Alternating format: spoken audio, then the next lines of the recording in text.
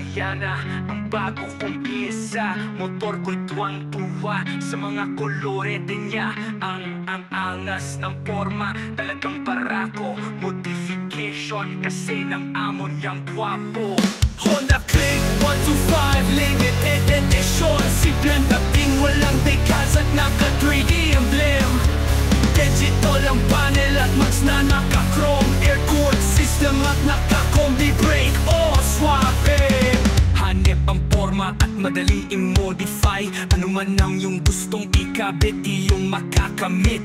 Pang-forma, pang-trabaho o pang-palengke pa. Sulit ang astig at nakakadagdag pogi pa. Sasakyang panggala at panghatid sa eskwela. Si bunso ko'y di matutumbasan ng saya.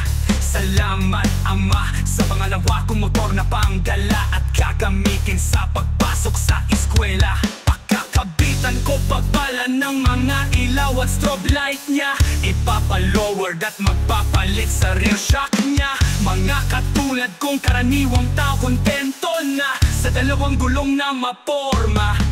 Kaya tayo na gumala at mag-adventure na sa Honda kong mura at maporma.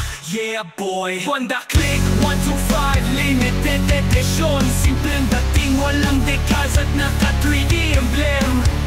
Digital ang panel at mags na naka-chrome. Air-cooled system at naka-combi brake. Oh, suave!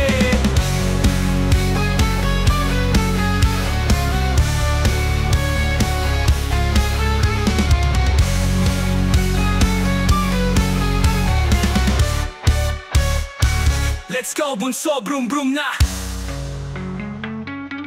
Liputin na natin ang tatapusan ng kalsada. Yeah yeah boy!